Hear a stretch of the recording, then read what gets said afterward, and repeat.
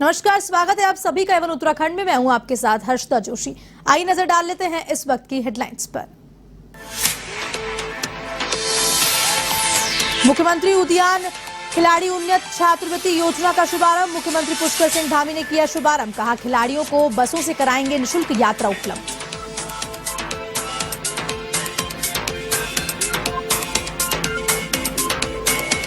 ऋषिकेश नगर निगम क्षेत्र में house tax और व्यवसायिक टैक्स की छूट को सरकार ने किया निरस्त। अब देना होगा लोगों को पूरा टैक्स। निगम बोर्ड ने हाउस टैक्स में 50 और कमर्शियल टैक्स में दे दी थी 90% की छूट।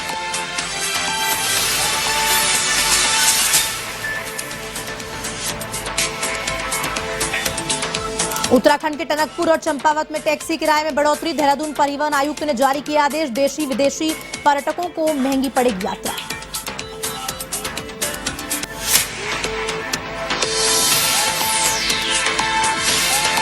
सामूहिक हत्याकांड से दहला ऋषिकेश। रानी पोखरी में एक ही परिवार के 5 लोगों की हत्या। कलयुगी पिता ने 3 बेटियां, मां और पत्नी को उतारा मौत के घाट।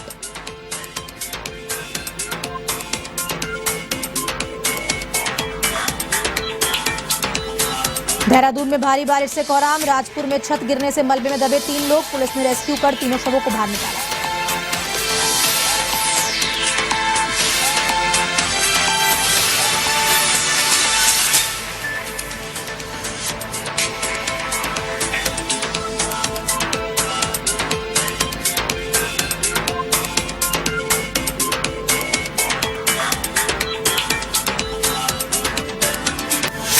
अब खबरें विस्तार से। मुख्यमंत्री पुष्कर सिंह धामी सोमवार को नैनीताल दौरे पर रहे, जहां उन्होंने मां नैना देवी मंदिर के दर्शन कर प्रदेश की खुशहाली की कामना की। इस दौरान सीएम धामी ने कहा कि कुमाऊं के धार्मिक पर्यटक स्थलों को विकसित करने के लिए सरकार मानस खंड कॉरिडोर स्थापित करने जा रही है, जिसको लेकर कुमाऊं के सभी धार्मिक स्थलों को विकसित और सुविधा मुहैया कराने के लिए मास्टर प्लान तैयार किया जा रहा है। जल्द ही पौराणिक और ऐतिहासिक धार्मिक स्थलों को विकसित किया जाएगा।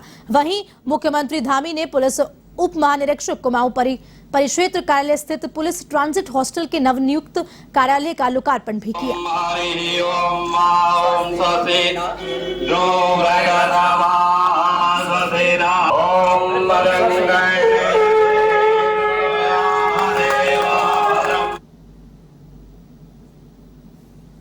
मानसखंड कॉरिडोर हमारा संकल्प है और उसको हम बढ़ा रहे हैं।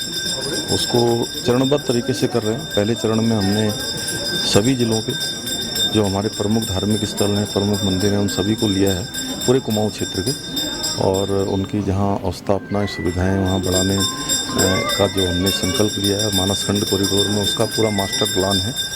और जैसे 4 धाम की यात्रा होती है, निकट भविष्य में जो हमारी कनेक्टिविटी अच्छी बनेगी, रोड अच्छी बनेगी, स्थापना सुविधाएं अच्छी बनेंगी, तो निश्चित रूप से हमारे यहाँ भी जो है धार्मिक पर्यटन भी तेज़ी से बढ़ेगा। बाहर के मैं माननीय प्रधानमंत्री जी का धन्यवाद करता हूँ। उन्होंने हमारे पहाड़ का बेड़ू पूरे हिंदुस्तान में अपने मन की बात में उसको रखा है और सभी लोगों ने बेड़ू को जाना है। पहाड़ का अंजीर भी उसको कहते हैं। और निश्चित रूप से जहाँ बेड़ू है, एप्पल है, कीवी है, बागवानी के क्षेत्र में हम लोग तेज़ी से काम कर रहे हैं। अभी हमने इसके बजट को भी बढ़ाया है कीवी मिशन के लिए, एप्पल मिशन के लिए।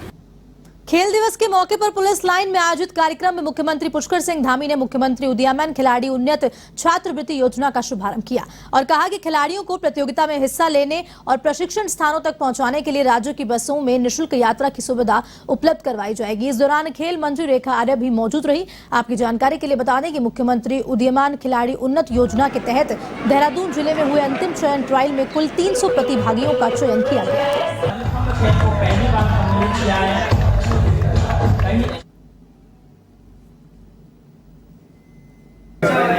मुख्यमंत्री उन्नयन योजना निश्चित रूप से जो हमारे ऐसे खिलाड़ी हैं जिनके अंदर प्रतिभाएं हैं, योग्यताएं हैं, क्षमताएं हैं, उन सभी को आगे लाने के लिए एक साकार रूप लेगी और सभी की सहायता के लिए, उनके प्रोत्साहन के लिए ये योजना हमारे खिलाड़ियों का जहां उत्साहवर्धन करेगी, वहीं खिलाड़ियों को उनकी प्रतिभा का प्रदर्शन करने के लिए आगे आने के लिए भी प्रेरित करेगी। हॉकी के जादूगर मेजर ध्यानचंद जी का जन्मदिवस है और इसी जन्मदिवस को राष्ट्रीय खेल दिवस के रूप में हम सब लोग सेलिब्रेट करते हैं।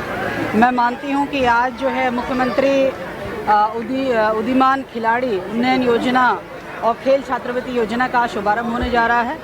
और यह अपने आप में एक कोशिश है कि अपनी खेल प्रतिभाओं को बिल्कुल ब्लॉक स्तर से, न्याय पंचायत स्तर से प्रतिभाओं को परीक्षण करना, उनको अवसर देना, साधन संसाधन देना और खेल छात्रवृत्ति उनको देते हुए उनको जब कभी फुटबॉल खरीदना हो, हॉकी खरीदना हो या बैडमिंटन खरीदना हो या अन्य साधन संसाधन खरीदने हो तो वो किसी और के आगे वो हाथ ना फैलाएं।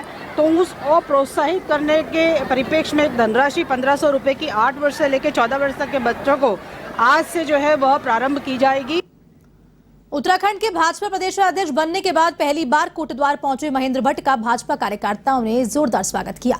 इस अवसर पर बीजेपी प्रदेश अध्यक्ष महेंद्र भट्ट मीडिया से रूबरू हुए। मीडिया के सवालों का जवाब देते हुए महेंद्र भट्ट ने कहा कि उत्तराखंड अधीनस्थ चयन सेवा आयोग की को या फिर विधानसभा में बैकडोर से हुई नियुक्तियां हो, सबकी जाँच चल रही है। और साथ ही साथ उन्होंने ये भी कहा कि भर्ती घोटाले के किसी भी आरोपी को बख्शा नहीं जाएगा।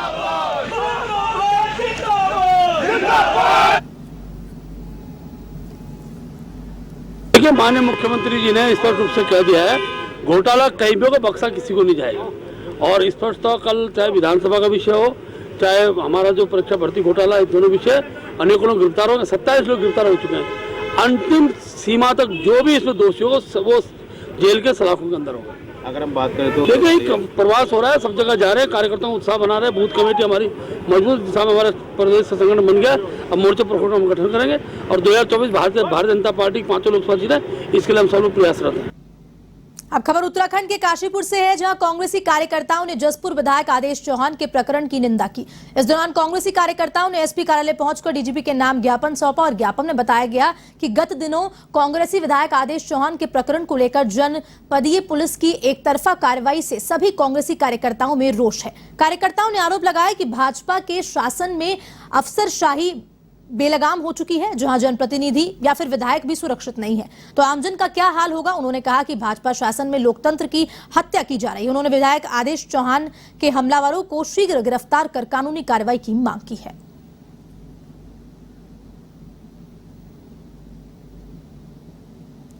माननीय विधायक आदेश चौहान जी हैं।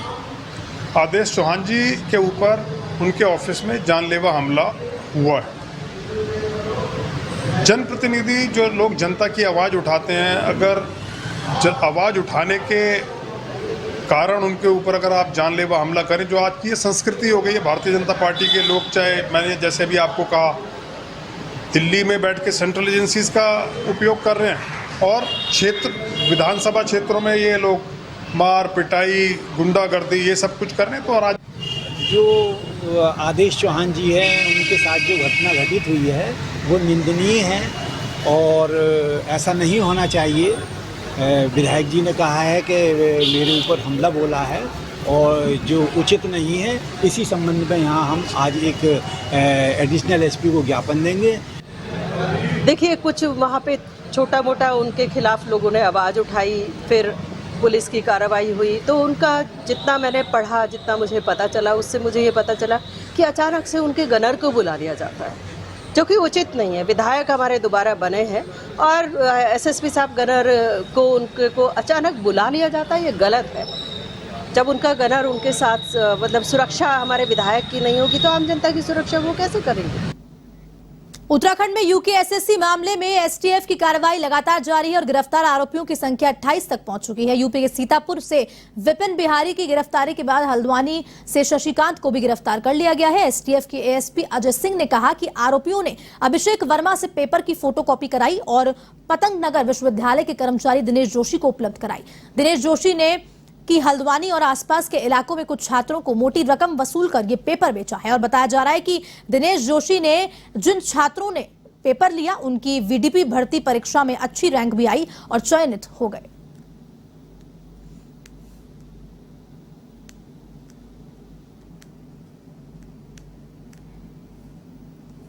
तो यूके SSSC जो परीक्षा लीक मैटर में जो विवेचना चल रही थी उसमें 28वीं गिरफ्तारी हुई थी, जिसमें विपिन बिहारी है जो RMS कंपनी जो लखनऊ में थी उसका कर्मचारी 2013 से था और उसके द्वारा ही जो है एक अन्य कर्मचारी जो गिरफ्तार हुआ था पहले अभिषेक वर्मा, उसके माध्यम से फोटोकॉपी के माध्यम से प्रश्न पत्र प्राप्त किया गया था और साथ ही साथ उसका पूर्व संपर्क पंतनगर यूनिवर्सिटी में जो अपने जो उसके साथ में काम करते थे दिनेश मोहन, उसके साथ पहले से आना जाना था, पहचान पत्र थी, उसी कारण उससे बात होने पर बरेली में पेपर उसके द्वारा दिया गया था, जिसमें हल्द्वानी और हल्दीचूड़ और आसपास के करीब 7 छात्रों ने उस प्रश्न पत्र के आधार पर परीक्षा। क्षेत्र के तहत हाउस टैक्स और व्यावसायिक टैक्स में निगम बोर्ड की ओर से दी गई छूट को अब शासन ने निरस्त कर दिया है। आपको बता दें कि अब वास्तविक टैक्स लोगों को नगर निगम में जमा करना पड़ेगा। नगर आयुक्त राहुल गोयल के मुताबिक 27 सितंबर 2021 को बोर्ड प्रस्ताव में हाउस टैक्स और कमर्शियल टैक्स में 50% और 90% की छूट देने के प्रस्ताव को पारित करते हुए वर्तमान बोर्ड के कार्यकाल तक लागू करने का निर्णय किया गया था। शासन की ओर से इस प्रस्ताव को निरस्त कर दिया गया है। आदेश की कॉपी नगर निगम को मिल चुकी है।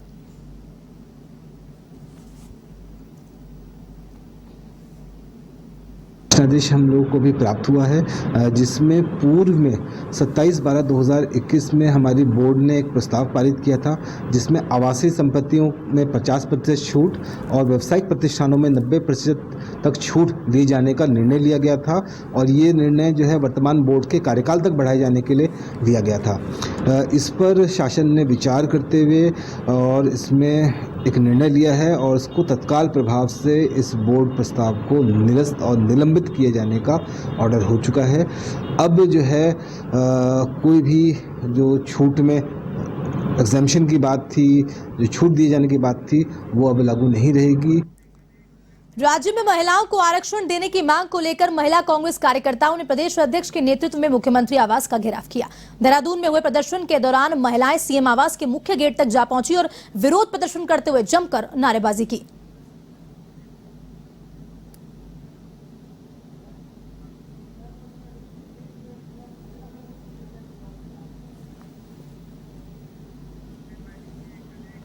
उत्तराखंड के गढ़वाल आयुक्त और लैंड फ्रॉड समन्वय समिति के अध्यक्ष सुशील कुमार ने पुष्कर मंदिर मार्ग स्थित भूरी भाई की धर्मशाला पर कब्जा लेने के आदेश नगर निगम को दिए हैं। इस संबंध में नगर निगम की मेयर अनिता ममगाई ने अधिकारियों के साथ बैठक कर अग्रिम कार्रवाई करने के निर्देश दिए और नगर आयुक्त ने तत्काल एक्शन लेते हुए 4 सदस्यों की टीम कार्रवाई के लिए गठित कर दी। पुलिस और तहसील प्रशासन के सहयोग से जल्दी ही भूरी माई को धर्मशाला पर कब्जा लेने की कार्रवाई नगर निगम शुरू करेगा। यहाँ पर प्रथम नागरिक यदि भारतीय जनता पार्टी का बनता है तो जनता से वादा हमने किया था कि जितनी भी संपत्तियाँ जो खुर्द-बुर्द हो रखी हैं उन पे हम जांच बिठाएंगे और उन संपत्तियों को, उन आश्रमों को, उन धर्मशालाओं को उनके पौराणिक महत्व में वापस उनको लौटाएंगे।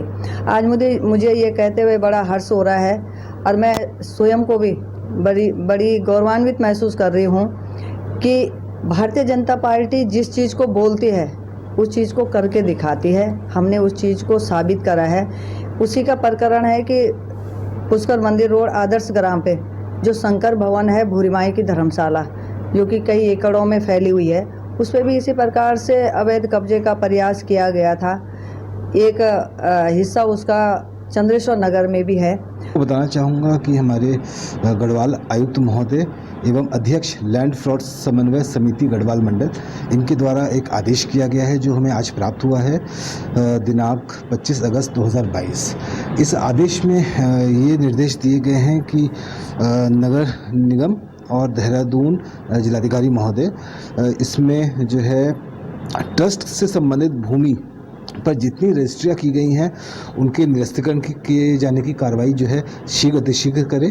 साथ ही स्वर्गीय भूरी माई की संपत्ति को नगर निगम ऋषिकेश अपने कब्जे में लेने हेतु प्रभावी कार्रवाई करे और तदनुसार जो है हम लोग इसमें विशेष इंटरेस्ट लेते हुए, व्यक्तिगत इंटरेस्ट लेते हुए तत्काल विपक्षी गणों के विरुद्ध जो है बेदखली की कार्रवाई और जिस ट्रस्ट की भूमि पर फर्जी तरीके से विक्रय आदि की अगर पाए जाते हैं तो ऐसी दशा में दोषियों के विरुद्ध जो है प्रथम सूचना रिपोर्ट दर्ज कराए जाने के निर्देश हम लोग को प्राप्त हुए हैं। नैनीताल की भीमताल पुलिस ने अंतर्राज्यीय चोर गिरोह का पर्दाफाश किया। बता दें कि भीमताल पुलिस ने गिरोह के 5 सदस्यों को गिरफ्तार किया है, जबकि आरोपियों के कब्जे से 5 पीबीयू बॉक्स और कॉपर के तार बरामद किए हैं। पुलिस के अनुसार सभी आरोपी 15 बोर के चमचे के साथ पौड़ी और टिहरी से 15 लाख रुपए से ज्यादा का सामान चोरी कर भाग रहे थे। ऐसे में पुलिस ने नाकाबंदी के दौरान बड़ी कार्रवाई को अंजाम दिया है। तो वहीं पुलिस पूछताछ में आरोपियों ने मोबाइल टावर से महंगे उपकरण चुराने की बात भी कबूली और फिलहाल पुलिस ने आरोपियों के खिलाफ मुकदमा दर्ज कर जांच में जुट गई है।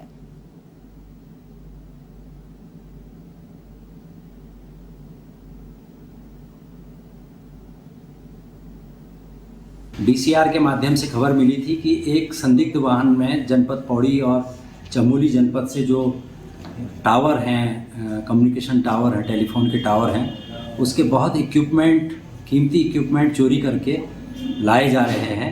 और वो संदिग्ध जो वाहन है उसकी लोकेशन भवाली क्षेत्र में कहीं देखी गई है, मतलब प्राप्त हुई है। इस सूचना पर जो है थाना भीमताल में चेकिंग प्रारंभ की गई। अल्टो वाहन दिखाई दिया, इसको चेकिंग के लिए रोका तो उसके भीतर 5 BBU बॉक्स, कॉपर का वायर और 5 लोगों को गिरफ्तार किया, जिसमें एक के पास से 315 बोर का तमंचा भी बरामद हुआ। इन लोगों से जब इस संदिग्ध सामान के विषय में पूछताछ की तो इन लोगों ने कबूल किया कि उन्होंने अभी इनमें अभियुक्तों के विरुद्ध जो है अभियोग पंजीकृत किया गया है, न्यायालय के समय पेश किया जाएगा। और जहां तक कीमत का प्रश्न है तो इसकी कीमत, प्रारंभिक कीमत 15 लाख रुपए आंकी जा रही है। दोनों दृष्टि से ये गंभीर अपराध है और चूंकि इसमें अंतर्राज्यीय गिरोह में अंतर्राज्यीय स्तर का गिरोह है, उसके लोग इसमें सक्रिय हैं और सभी लोग एक साथ पकड़े गए हैं, तो पुलिस की ये बड़ी उपलब्धि। फिलहाल के इस बुलेटिन में इतना ही। आप देश दुनिया की तमाम खबरों के लिए देखते रहिए 1 TV। नमस्कार।